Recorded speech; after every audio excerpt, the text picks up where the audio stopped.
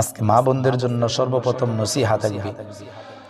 আজকে আমরা যারা নারীরা আছি, আমাদের অনেক নারীদের ব্যাপারে নবী করিম সাল্লাল্লাহু আলাইহি ওয়াসাল্লাম বিভিন্ন সময় বিভিন্ন ভাবে দোয়াও করেছেন, বদদোয়াও করেছেন এবং কষ্টও নিয়েছেন।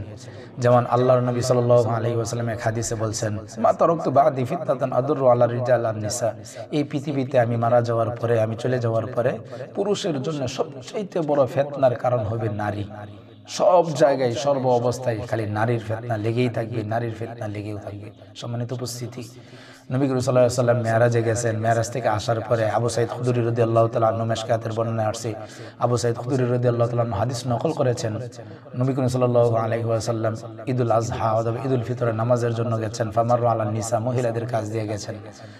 মহিলাদের কাজ দিয়ে যাওয়ার সময় মহিলাদেরকে দেখার পরে তিনি একটা খুব আক্ষেপ প্রকাশ করছেন, দুঃখ প্রকাশ করছেন। ইয়া মাশারান নিসা, হে মহিলারা, তুসাদ্দাকনা, তোমরা বেশি বেশি দান সদকা করো, গুনাহ থেকে বাঁচো। কেন? ফাইন্নী উরাইতাকুন্না ফিন্নার, আমি তোমাদেরকে ফাইন্নী উরাইতাকুন্না আকসার আহলিন নার, তোমাদেরকে অধিকাংশ নারীদেরকে আমি জাহান্নামে দেখে আসছি। মহিলারা বলছেন, ফাবিমা ইয়া রাসূলুল্লাহ ওয়াবিমা ইয়া রাসূলুল্লাহ, ফাকুলনা ওয়াবিমা ইয়া রাসূলুল্লাহ, ইয়া রাসূলুল্লাহ ইয়া হাবিবাল্লাহ। মহিলাদেরকে অধিকাংশ জাহান্নামে দেখছেন, তার কারণ কি?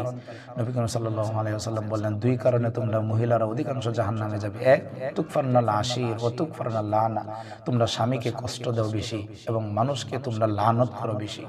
সম্মানিত উপস্থিতি, এক হাদিসে নবীজি বললেন, মা তারাকতু বাদি ফিতনাতান আদুররু আলা রিজালি আন নিসা, আমি মারা যাওয়ার পরে, আমি চলে যাওয়ার পরে, আমার যুগ, সাহাবায়ে কেরামের যুগ, করোনার যুগ চলে যাওয়ার পরে পুরুষদের জন্য কিয়ামতের আগে সবচেয়ে বড় ফিতনা হবে নারী। কুরআনুল কারীমে বিভিন্ন জায়গায় আল্লাহ তাআলা যখন শয়তানের কথা আলোচনা করছেন, ওইখানে আলোচনা করার পরে আল্লাহ তাআলা বলছেন, ইন্না শাইতান কানা দাঈফা, নিশ্চয়ই শয়তানের চক্রান্ত, শয়তানের ঝামেলা হলো দুর্বল। আর মহিলাদের ব্যাপারে যে জায়গায় প্রায় আলোচনা করছেন সেই জায়গায় বলছেন, ইন্না কাইদাকুন্না আযীম, মহিলাদের চক্রান্ত মারাত্মক চক্রান্ত। সম্মানিত উপস্থিতি, যেহেতু আমাদের মা বোনদের স্থায়ী প্রোগ্রাম মা বোনরা শুনছেন, এই জন্য মা বোনদেরকে চারটি নসিহত করব। যদি কোনো মা বোন পাঁচ ওয়াক্ত সালাত আদায় করে, ফরজ আদায় করে, ওয়াজিবাতগুলো আদায় করে, আর যদি এই চারটি কাজ করে যেতে পারে, নবীজি সাল্লাল্লাহু আলাইহি ওয়াসাল্লাম আবু হুরায়রা হাদিস বর্ণনা করছেন, হাশরের ময়দানে তাকে বলা হবে, জান্নাতে 8টা দরওয়াজা দিয়ে তোমার যে দরওয়াজা দিয়ে যেতে মন চায় তুমি জান্নাতে চলে যাও। এই জন্য মা বোনদের জন্য নসিহা করব। আল্লাহ যেন আমাদের মা বোনদেরকে জাহান্নাম থেকে বাঁচান, আমাদের মা বোনরা যেন জাহান্নাম থেকে মুক্তি পান। এই জন্য মা বোনদের জন্য চারটি নসিহত। এক, নারীরা জান্নাতে যাওয়ার সহজ চারটি উপায় আছে। এক,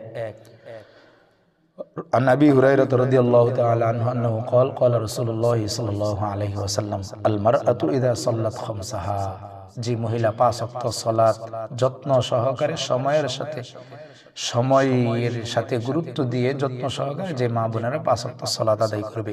আমাদের পুরুষদের জন্য 5 ওয়াক্ত সালাত আদায় করতে হবে, সকলের জন্য, বিশেষ করে মা বোনদের জন্য বলছি। এই হাদিস থেকে রাসূল আকরাম সাল্লাল্লাহু আলাইহি ওয়াসাল্লাম মা বোনদের জন্য 4টা নসিহত করছেন।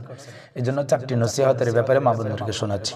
মা বোনেরা, নারীরা জান্নাতে যাওয়ার জন্য যত রাস্তা আছে, সহজ উপায় আছে, তার ভিতরে ফরজ ওয়াজিবাতগুলো তো আদায় করতেই হবে, আল্লাহ রাসূলের হুকুম তো মানতেই হবে, তার সাথে সাথে এই 4টি কাজ মা বোনেরা করবে। এক, আল মারআতু ইযা সাল্লাত খামসাহা, যে মহিলা ঠিকমতো নামাজ আদায় করবে, 5 ওয়াক্ত নামাজ গুরুত্ব সহকারে যত্ন সহকারে আদায় করবে, অলসতা করবে না, যে মহিলা 5 ওয়াক্ত সালাত আদায় করবে।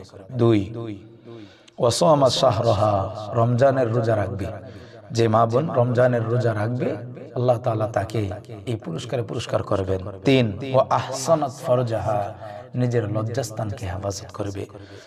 4, ওয়া আতাআত বালাহা, স্বামীর কথা মেনে চলবে।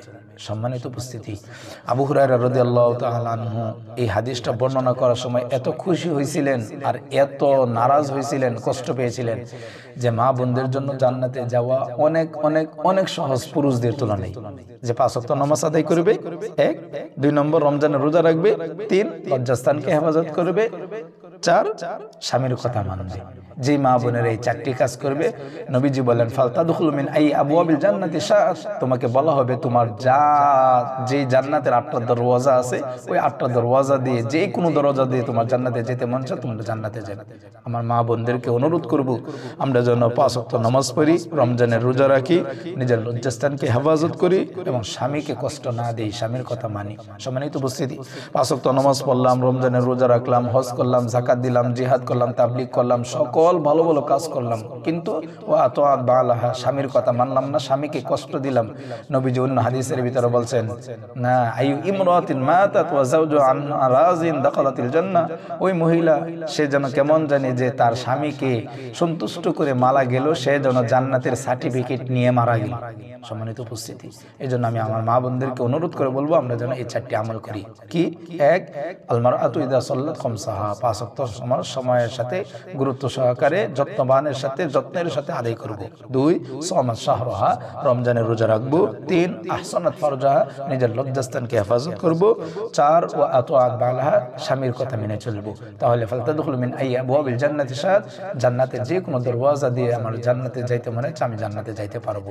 তাহলে নবীজি জান্নাতের ওয়াদা দিলেন যে মা বোনেরা এই 4টি কাজ করবে। আল্লাহ আমার সকল মা বোনদেরকে কিয়ামত পর্যন্ত আনেওয়ালা যত আমার মা বোনেরা আছেন সকলকে এই 4টি আমল করার তৌফিক দান করেন। সকলে